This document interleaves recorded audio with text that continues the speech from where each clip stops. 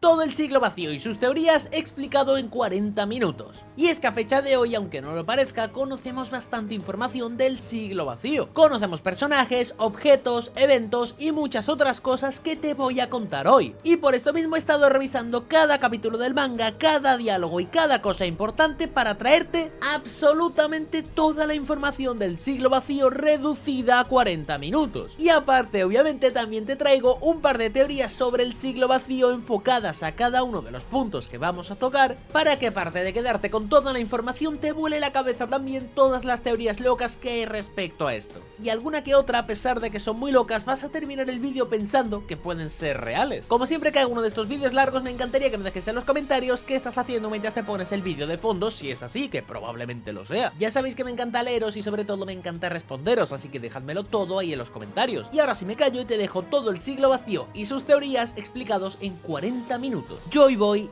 David D. Jones y Nika. Cuando Oda estaba construyendo el mundo de One Piece, edificó absolutamente todo sobre estos personajes legendarios. Y después de repasar toda la historia de One Piece, creo que finalmente entiendo por qué Oda creó a estos personajes legendarios. Porque seamos sinceros, ni yo ni tú nos cansamos de ver historias del mundo antiguo de One Piece. El primer mundo, el segundo mundo, dámelos todos y cuéntame toda la historia posible. Porque las cosas parecen mucho más locas que incluso el caos de la historia actual. ¿Y quién es el responsable de todo ese caos? Es el rey del Abyss, Imu. El gobernante secreto del mundo se sienta en el trono vacío, comanda a los 5 ancianos, manipula al gobierno mundial y literalmente borra naciones del mapa. Ivankov nos informó de que había un Imu con el nombre Nerona, lo que lo vincula a una de las 20 familias reales originales del siglo vacío. Así que estamos hablando de alguien que probablemente ha existido desde antes que cayera el reino antiguo. Y si el mural es tan antiguo como creo,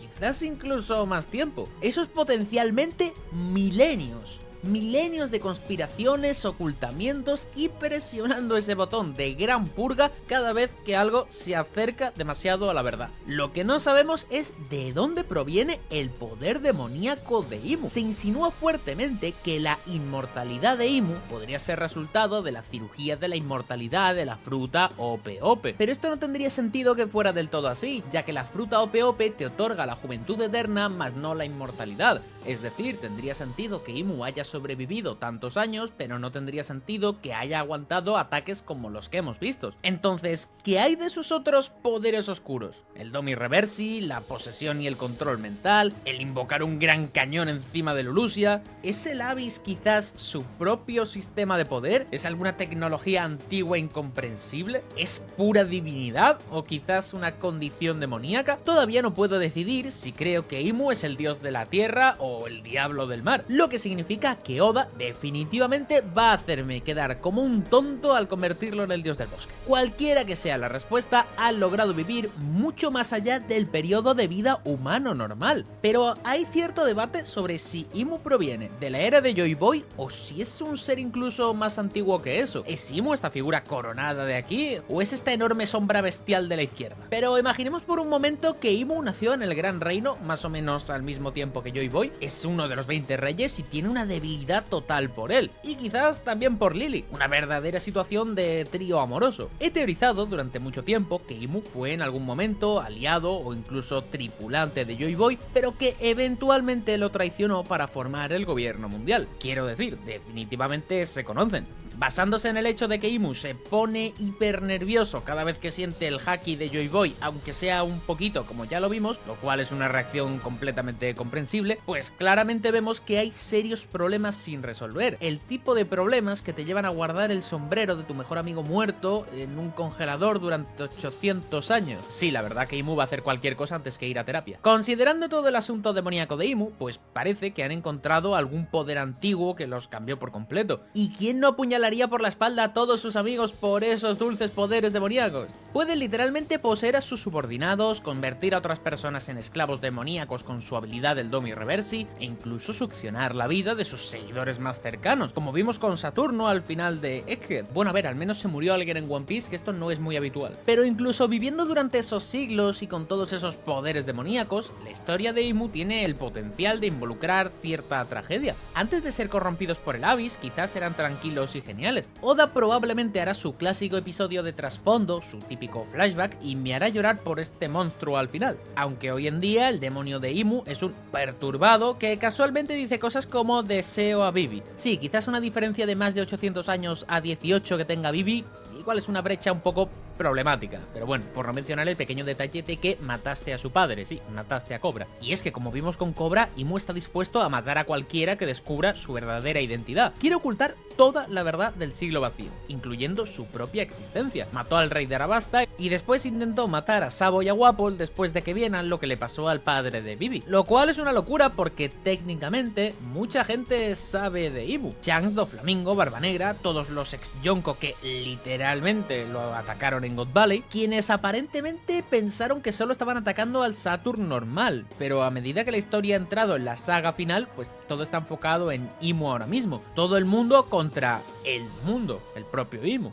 Joy Boy, el primer pirata. Pero pasemos al mejor enemigo o amigo de Imu, Joy Boy. El hombre que despertó la fruta de Nika antes que Luffy, el primer pirata del mundo, y el verdadero hombre del haki, cuyos nudos de hace 800 años hace que incluso el haki con wifi de Shanks parezca una cosa de niños. Aunque para ser justos, los gigantes actúan como si Shanks estuviera todavía por encima incluso después de ver el nudo del haki que aplastó al Gorosei, ya que mencionan que ese haki es casi tan poderoso como el de Shanks. Joy Boy nació hace aproximadamente unos 900 años, justo al amanecer del siglo vacío, en el Gran Reino. Sin embargo, no solo era un rey o un héroe. Vegapunk nos informó de que era llamado el primer pirata. Tenía ese espíritu de aventura, el mismo que Luffy ha heredado hoy, y entre nosotros estoy seguro de que el saque de Binks es en realidad la historia de su vida. Pero junto con sus aliados lucharon contra la Alianza y trágicamente perdieron contra Imu y los 20 reyes. Ahora bien, no sabemos exactamente el por qué se peleaban. Podría haber sido por el control de las armas ancestrales, ya que sabemos que las armas ancestrales son responsables de la inundación del mundo. Es bastante posible que Joy Boy las usara durante la guerra, porque Vegapunk específicamente los señala a él por haberles permitido sobrevivir hasta el presente. Otra razón para la guerra podría haber sido la energía,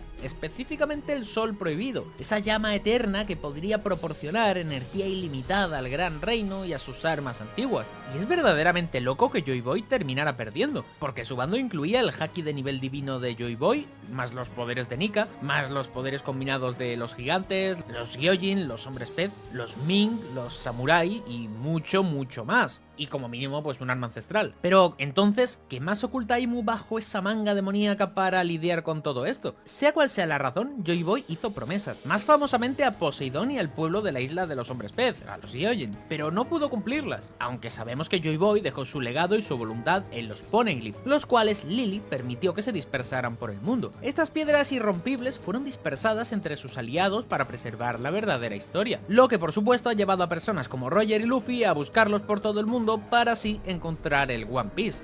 Ya sabéis, la voluntad heredada. Emeth, el gigante de hierro. Y esta próxima leyenda podría haber sido el brazo derecho de Joy Boy. El gigante de hierro Emeth tiene un lugar privilegiado junto a Joy Boy en el mural, y su muy breve flashback nos dio la primera aparición real de Joy Boy en la historia, en la típica cosa que hace Oda, que es poner una silueta, pero lo vimos. Joy Boy confió a Emeth llevar literalmente su haki hacia el futuro, pero tengo demasiadas preguntas sobre Emeth. ¿Siempre fue un robot gigante? ¿Fue un tripulante de Joy Boy cuya alma fue transferida a ese cuerpo de hierro? Lo que sí sabemos es que Emeth fue creado hace unos 900 años, justo en medio del pic tecnológico del Gran Reino.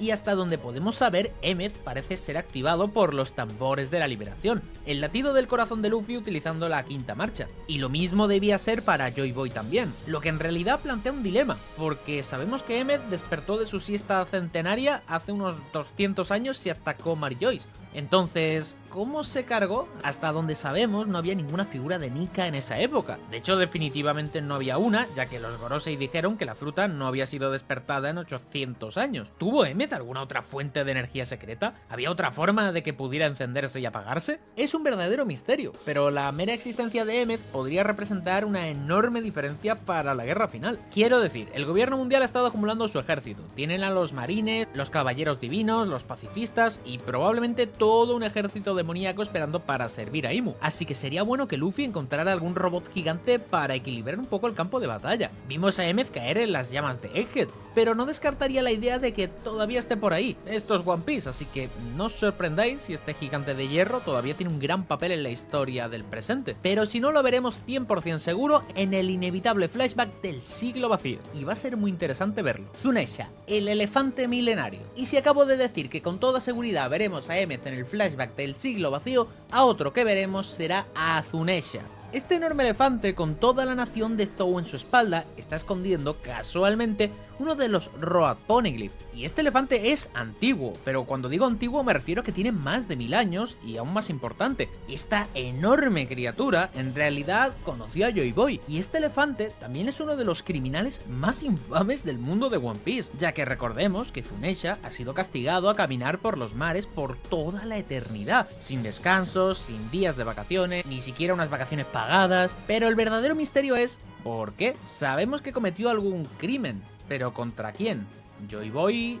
¿Imu? ¿Quién le ordenó caminar por el océano para siempre y por qué no puede desobedecer? Quiero decir, seguramente será Imu, porque parece que apunta hacia Imu. A ver, no puedo imaginarme que sea nadie más que Imu, aunque esto es One Piece y aquí se equivoca todo el mundo. Zunesha ha estado esperando cientos de años a que alguien le dé una orden. Estaba desesperado porque Momo le diera una orden para poder liberarse de toda esa maldición de caminar por la eternidad durante el arco de Zou. Incluso cuando Jack le estaba disparando cañonazos, no podía hacer nada para defenderse sin una orden. Así que parece que Zunesha no puede liberarse de su castigo sin que alguien con un poder muy específico le dé una nueva orden. Luffy podía escuchar a Zunesha con la voz de todas las cosas, pero solo Momonosuke podía darle órdenes realmente.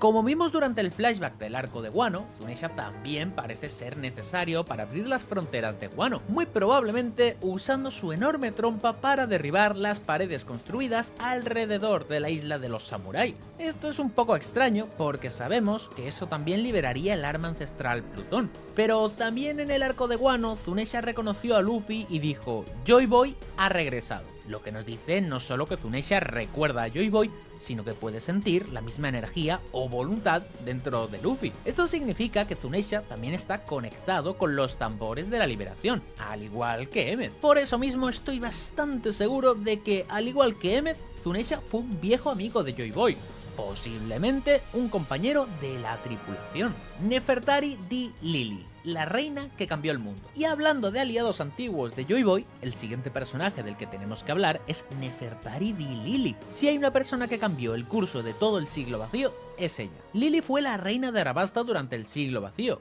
exactamente en el mismo momento en el que Joy Boy, Imu y el Gran Reino estaban en guerra. Era una de las 20 gobernantes que se unieron para formar el gobierno mundial. Pero aquí está la cuestión. Cuando los otros 19 reyes hicieron las maletas y se mudaron a Mary Joyce para convertirse en dragones celestiales, Lily dijo no estoy de acuerdo con esto, y se quedó atrás en Arabasta, o se suponía que nunca lo haría, pero nunca llegó de vuelta a la isla, ya que desapareció.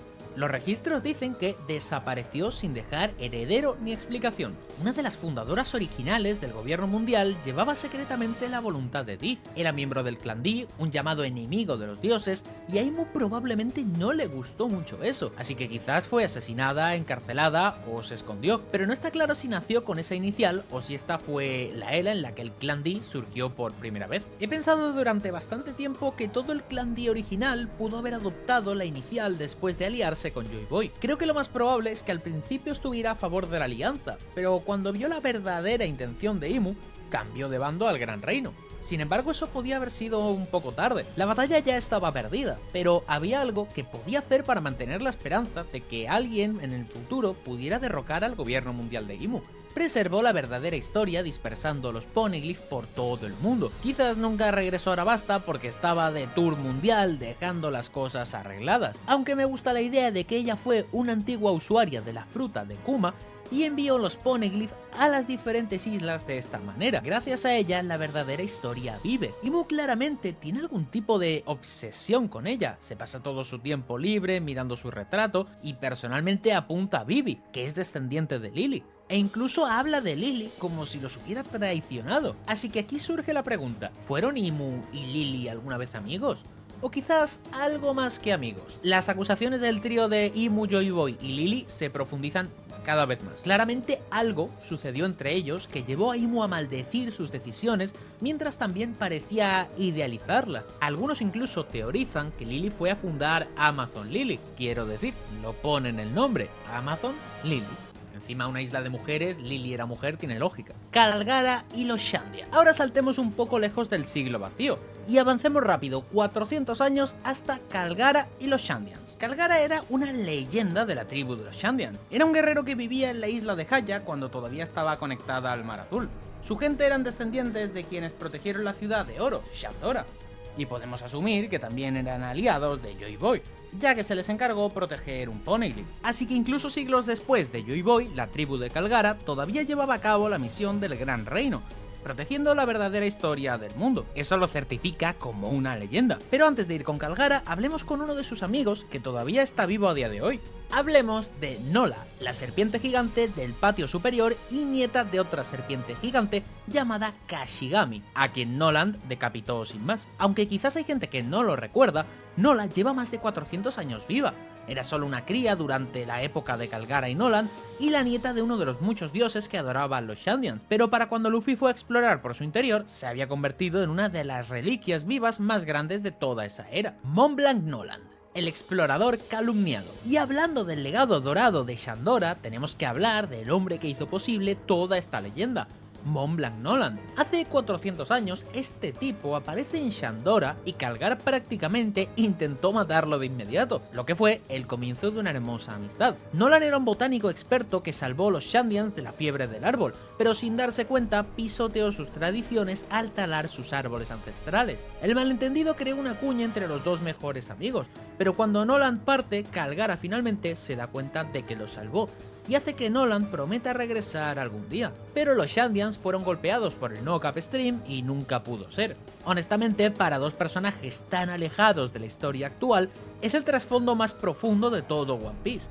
Y pensar que hay gente que se salta el arco de Skypiea a mí me encanta. Noland nació en el reino de Levnel, era explorador y científico. Y hay gente que teoriza que podría ser quizás ancestro de Usopp. Quiero decir, Noland también fue venerado como un gran héroe por los enanos en Green Beat, quienes ahora básicamente consideran a Usopp un dios. Pero por supuesto la historia trató mal a Noland. Después de que la ciudad de oro fue catapultada hacia el cielo, su propio reino lo llamó Noland el Mentiroso, convirtiendo sus descubrimientos en cuentos para dormir. Y yo al menos teorizo que esto todavía tiene gato encerrado, que hay algo detrás de toda esta mentira y que hay cosas aquí que no acaban de cuadrar. Quizás la mano de Imu esté por en medio. Luis Arnold, el escritor misterioso.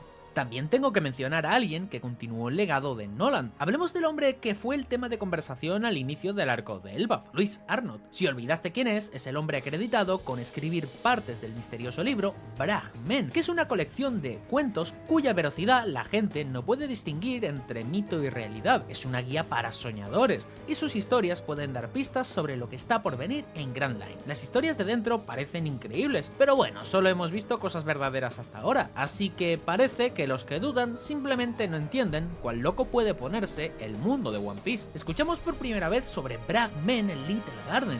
Lo vemos de nuevo entre los libros rescatados de Ohara y luego mucho más tarde en Elbaf, cuando Oda saca una cita de Arnold advirtiendo a los aventureros que no se queden demasiado tiempo entre los gigantes. ¿Quién era este tipo?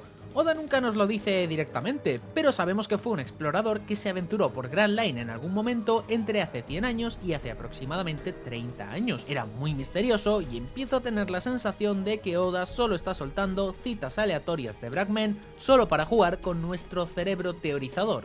Davy D. Jones, el antiguo rey del mundo. Pero ahora vamos con una auténtica leyenda, el antiguo rey del mundo, Davy D. Jones. Durante el flashback de God Valley, finalmente descubrimos que este tipo realmente existe en la historia de One Piece, pero sigue siendo un total enigma. No sabemos exactamente dónde nació ni cuándo vivió. Podría haber andado durante el siglo vacío junto a Joy Boy y Lily, o podría ser incluso más antiguo y parte de las figuras divinas de las que escuchamos en el texto de Harley. Pero su influencia es absolutamente masiva. Solo mira a su descendiente Rox D. Shebeck, o debería decir Davy D. Shebeck, quien él mismo dice que venera a Davy Jones. Parece que todo el clan Davy no son solo adoradores de Jones, sino sus descendientes de sangre y carne. Así que si tenemos al mayor pirata de una generación siguiendo los pasos de Davy Jones, entonces entonces no era simplemente un rey menor, no, era una de las figuras centrales de su época. Y algo loco debe haberle sucedido para que sea tan amado por algunos y absolutamente odiado por alguien como Imu. Pero lo que no puedo dejar de pensar de este tipo es esta frase donde Shebek afirma que Davy Jones fue el anterior rey del mundo. Y esto pone a Imu furioso. Imu dice inmediatamente que Davy Jones nunca fue el rey. Entonces, ¿qué pasó aquí? ¿Shebek recibió información incorrecta? ¿O simplemente Imu está en total negación sobre el verdadero rey? Prácticamente todo lo que Shebek sabe sobre Davy Jones se ha mantenido en secreto, pero hay una cosa sobre este personaje que prácticamente todo pirata alrededor del mundo conoce, el Davy Bug Fight. En la superficie es solo un juego pirata tonto, pero Robin confirmó que el juego lleva el nombre de Davy Jones. Se originó en Hachinosu y Shebek llevó este juego a su pico absoluto al ganar figuras poderosísimas como Big Mom, Kaido o incluso Barba Blanca para su tripulación. E incluso a día de hoy gente como el legendario Foxy sigue utilizándolo. Pero ¿qué pasa si el origen de este juego pirata tiene algo que ver con lo que le pasó a Davy Jones? ¿Podría ser que Imu haya capturado o sellado a Davy y el Davy Bug Fight fue el intento de los amigos y aliados de Davy Jones por recuperarlo? Esto en un principio suena algo descabellado para un juego que se presentó durante el arco de Foxy. Y si esto resultara ser verdad, el arco de Long Ring Long Land recibiría el mismo trato que Skypiea y todo el mundo estaría releyendo el arco una y otra vez buscando pistas ocultas. Davy Jones probablemente está muerto desde hace muchos y muchos años, pero así como la voluntad de Joy Boy ha sido transmitida a través de piratas como Roger y Luffy, pues parece que la voluntad de venganza de Davy Jones y la de derrotar a Imu ha sobrevivido a través del clan Davy con personas como Shebek o Teach. ¿O acaso Oda nos sorprenderá con un gran giro y revelará que Davy Jones todavía está vivo? ¿Que está encerrado en el casillero de Davy Jones o dentro de la oscuridad del Abyss? ¿Podría ser incluso el hombre marcado por las llamas, el famoso Hinokizu que tiene el cuarto Road Poneglyph? ¿Quién sabe? Al fin y al cabo las teorías de este personaje son infinitas. Poseidón, el arma ancestral del mar. Ahora, el arma ancestral en persona. A menudo hablamos de las armas ancestrales como si fueran grandes máquinas, pero Poseidón no era una máquina, era una princesa sirena. Y lo que la convirtió en la habitante del mar más letal del siglo vacío fue su capacidad de comandar a nada más y nada menos que a los reyes del mar. Fue una jugadora central en el conflicto más grande de esa era, que terminó con Joy Boy incumpliendo su promesa a la princesa sirena. Y la parte que no deja de atormentarme es que las habilidades de Poseidón ni siquiera eran un evento de una sola vez. Su poder literalmente se recicla a través de generaciones hasta que aterrizó en la actual princesa sirena, Shirahoshi. ¿Fue la Poseidón del siglo vacío la primera princesa con estos poderes? Si es así, ¿cómo hizo que el poder se repitiera generaciones después? O quizás estos poderes han existido incluso desde el primer mundo de One Piece. Diría que esto es lo más probable, ya que el kanji que se utiliza para las armas ancestrales insinúa que son verdaderamente antiguas, mucho más antiguas que el reino del siglo vacío. ¿Es esto un tipo de poder mágico o es una forma de tecnología perdida como sugiere Vegapunk que son las frutas del diablo? De momento no lo sabemos, pero me puedes dejar en los comentarios lo que pienses. Pero también tengo que hablar de las criaturas que Poseidón podía comandar, los reyes del mar. Y lo que me vuela la mente cada vez es la manera casual en la que la historia los trata. Parecen monstruos, pero son mucho más. Son inteligentes. Los reyes del mar hablan, estrategizan y sueñan. Y aquí está el verdadero golpe. Estuvieron presentes durante el siglo vacío. Literalmente recuerdan la promesa de Joy Boy. Saben para qué sirve el Arca Noa. Conocen la profecía sobre los dos soberanos y el papel que Shirahoshi está destinada a desempeñar. Yo apostaría que los dos soberanos son Loki y Shirahoshi. Las habilidades de los Reyes del Mar son increíbles. La forma en que se comunican a través de distancias insanas, reconocen a Poseidón al instante, pueden ser escuchados por los usuarios de la voz de todas las cosas como lo serían Roger o de No Luffy, y honestamente cada vez que aparecen siento que Oda nos está recordando que el océano no es simplemente un espacio vacío, es un ecosistema vivo construido con poderes antiguos. El día que Shirahoshi los llame a la acción, todo el planeta se moverá, y es entonces cuando finalmente veremos la promesa fallida de Joy Boy Boy volver a activarse.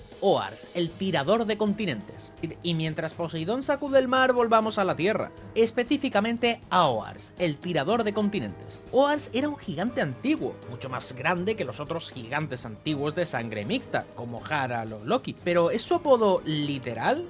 ¿Realmente estaba tirando de continentes? Quizá fue un ancestro aún más grande el que juntó diferentes islas para formar Wano. Después de todo, si el cráneo de Onigashima perteneció a alguien alguna vez, eso haría ver a Oars bastante pequeño. Pero eso está lejos de ser la única conexión con Wano que tiene Oars. Sabemos que Oars murió en un lugar llamado la Tierra de Hielo, sobre lo que apuesto a que es la isla invernal Ringo en Wano, un lugar tan frío que Kawamatsu lo llamó la tumba eterna, porque los cuerpos no se descomponen allí. Cientos de años después, Moria desenterró a Oars para crear el zombie definitivo, y ahora sabemos que Moria es en realidad miembro del clan Kozuki, y luchó contra Kaido en Wano. De hecho, su arco es donde escuchamos por primera vez que se menciona Wano, porque también fue allí donde desenterró a Ryuma y a Tsushui, su espada. Pero el arco de Elbaf me hace hacer tantas preguntas sobre qué son realmente los gigantes ancestrales. ¿Son originalmente de Elbaf? ¿Tienen esos cuernos y colmillos gigantes alguna conexión con los demonios de Imu? ¿Y fueron Oars y sus compañeros secretamente parte de los carpinteros navales originales de Galeila? Los carpinteros navales de Galeila no eran solo artesanos, eran constructores legendarios entre los gigantes que existieron mucho antes de que nacieran los gigantes más antiguos de hoy. Y Shebek quería encontrarlos. Algo le sucedió a los miembros de Galeila, pero a partir de las pistas que obtuvimos del capítulo 1154 y las siluetas de los miembros de Galeila, parece que el gobierno mundial logró capturarlos y congelarlos en hielo y almacenarlos en Punk Hazard. ¿Los congelaron para estudiarlos? ¿Planea el gobierno descongelarlos en algún momento y hacer que construyan un nuevo Plutón? Los Galeilas son los candidatos más probables para haber construido tanto el Plutón como el Noah, dos de los barcos más importantes jamás presentados. Shimotsuki Ryuma, la leyenda del samurái. Y hablando de leyendas cuyas historias resuenan mucho tiempo después, pasemos a alguien que no se define por el tamaño o la fuerza bruta, sino por la pura habilidad innegable, porque Shimotsuki Ryuma era un samurái tan icónico que literalmente mató un dragón y ni siquiera necesitó magia ni un arma ancestral para hacerlo, solo técnica pura y pura energía de ancestro de Zoro. Y el hecho que el one shot de Oda, Wanted, nos cuente la historia de Ryuma lo hace aún más consolidado como canon. Pero el mundo en el que vivía Ryuma también era absolutamente salvaje. Wano era conocida como la Tierra del Oro, y los piratas intentaban invadirla constantemente, por lo que Ryuma no solo estaba protegiendo un país, estaba defendiendo lo que pudo haber sido una de las ubicaciones más valiosas de todo el planeta. No es de extrañar que su espada Tsushui se convirtiera en un tesoro nacional. Es una de las únicas dos espadas negras conocidas, y honestamente, si alguien iba a hacer evolucionar su espada con pura fuerza de voluntad, era Ryuma. Incluso cientos de años después de su muerte, cuando Moria convirtió su cadáver en un zombie, Ryuma seguía siendo una bestia certificada. Kozuki Toki, la viajera del tiempo. Y ahora que estamos hablando de Wano, vamos a hablar de alguien del pasado que apareció en el futuro. Kozuki Toki es básicamente un spoiler andante del pasado, razón por la cual Oda tuvo que sacarla de la historia a toda costa. Toki nació hace más de 830 años, lo que significa que estuvo justo allí durante el siglo vacío,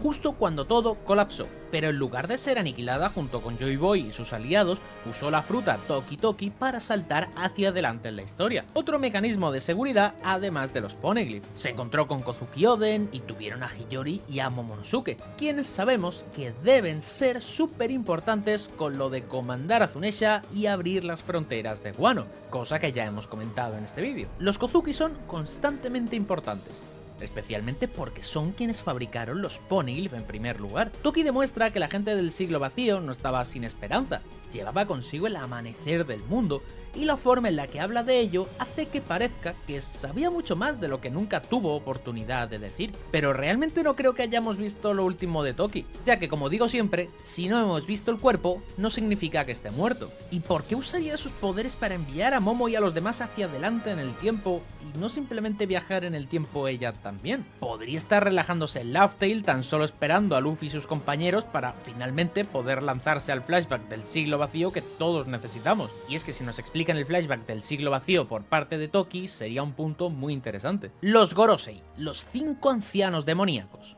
Hablemos también de la gente de la que Toki probablemente estaba huyendo, el Gorosei. Ya sabéis, esta gente que parece que tienen 800 años y no tenemos ni idea de dónde salen.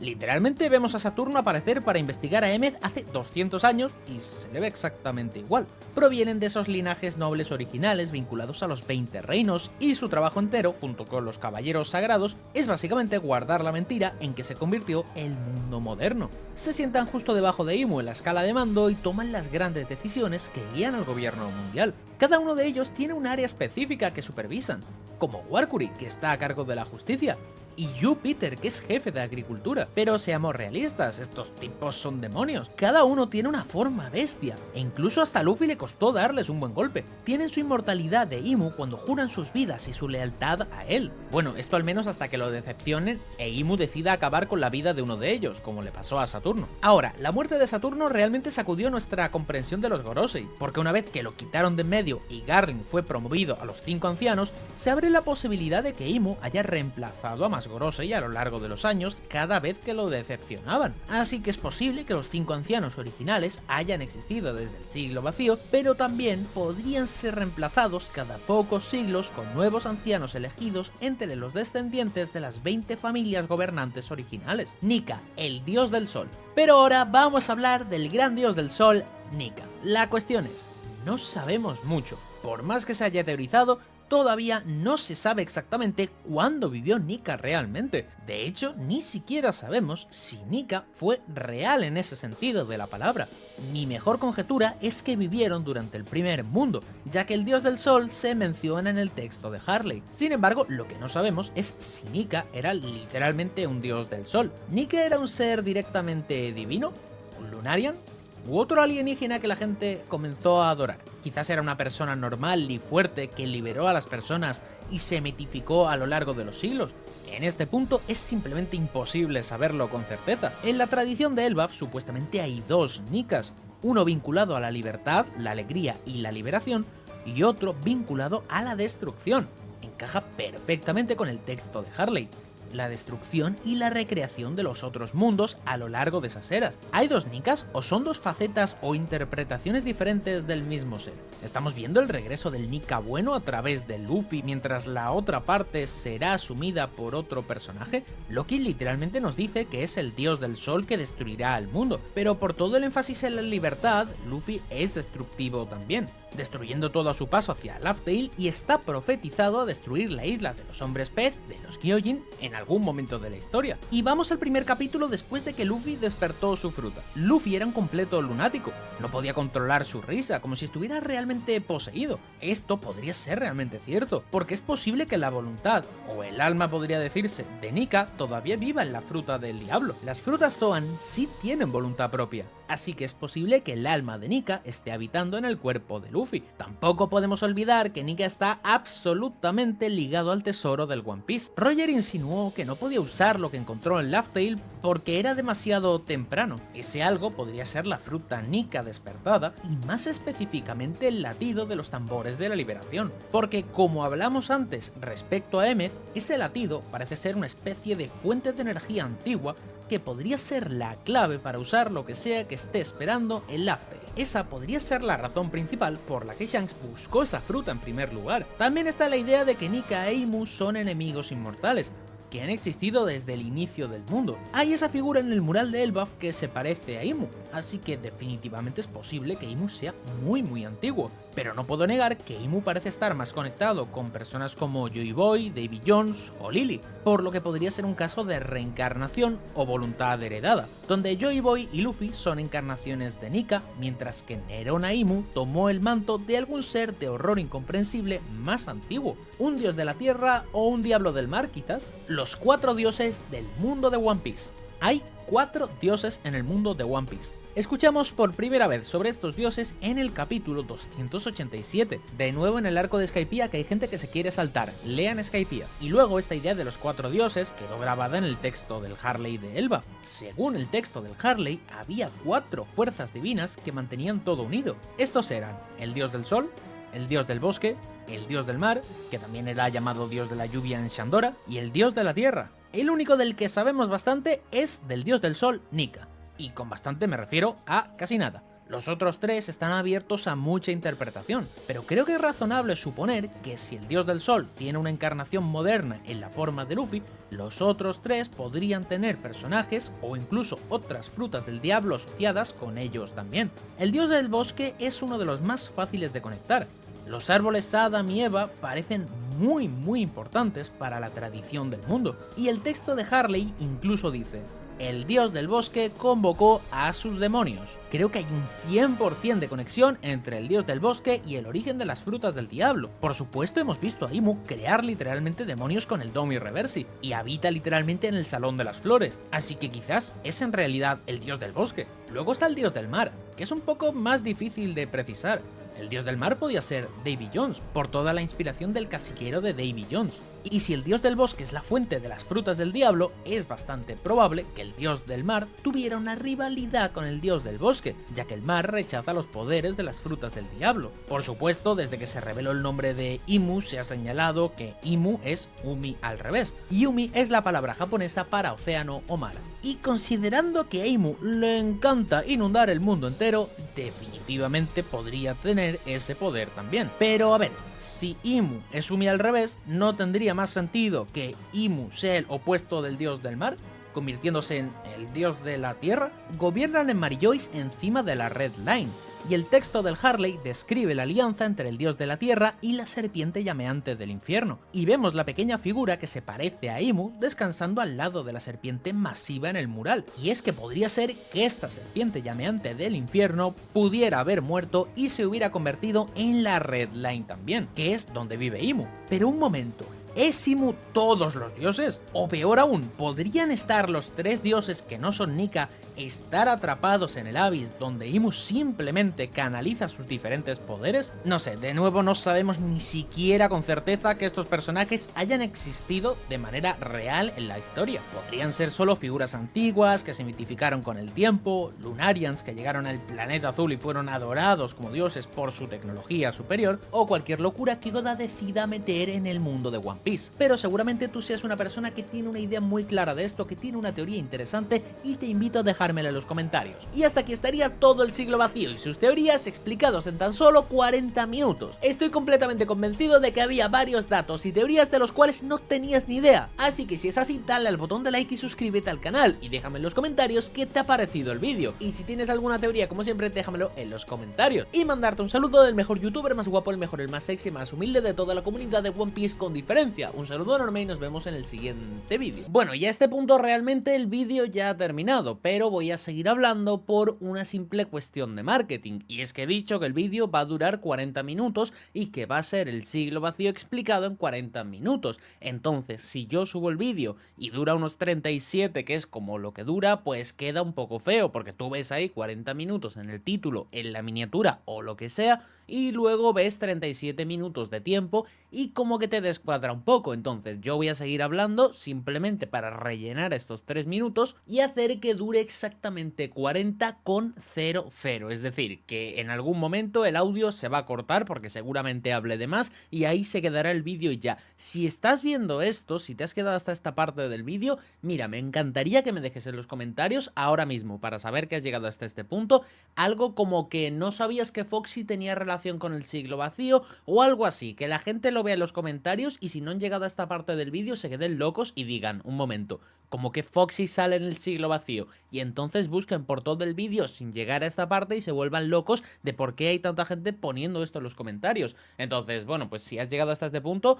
darte las gracias, que me dejes esto en los comentarios y a ver, estoy pensando con qué rellenar estos 3 minutos. A ver, el siglo vacío tiene muchas cosas, hemos comentado todo, sí. Voy a traer más teorías del siglo vacío, sí. Mira, de hecho, si también me quieres dejar en los comentarios algún tipo de teoría o algún tema que quieras que traiga en el canal, que me digas, oye, pues podrías hacer una teoría sobre este tema en concreto en One Piece, déjamelo en los comentarios. Estoy pensando ideas siguientes para los demás vídeos y es cierto que tengo algunas, que tengo muchas ideas, pero siempre hay temas en One Piece que ni se me pasa por la cabeza tratar y que podrían ser buenos para un vídeo, así que me lo podéis dejar ahí también. Todavía nos queda como 1 minuto y medio o así que voy a aprovechar para hablar del siglo vacío y hablar concretamente del Gran Reino y todo esto. Y es que me da la sensación de que One Piece empezó siendo una historia que el misterio más grande era obviamente cuál era el One Piece, qué era el One Piece, dónde estaba, y ahora sabemos dónde está el Laugh Tale, aunque no sabemos dónde está el Laugh Tale. Y con los años, fijaros si se ha vuelto interesante la historia de One Piece, que probablemente lo que es propiamente el One Piece sea a nivel personal una de las cosas que menos me importan. Es decir, tú me das a elegir saber qué es el One Piece o saber cuál es el origen de las frutas del diablo concretamente, y elijo saber el origen de las frutas del diablo. Y obviamente ni entremos en toda la historia del siglo vacío, todo lo del gran reino, cómo el gobierno mundial se formó, la identidad, el pasado de Imu, y conocer muchas otras cosas como por ejemplo si hay un lenguaje de los poneglyphs que podemos leer y que exista algún tipo de traducción al mundo real, saber también cuál es el origen y la historia de Davy Jones. Es decir, que con todo el siglo vacío, con todas estas cosas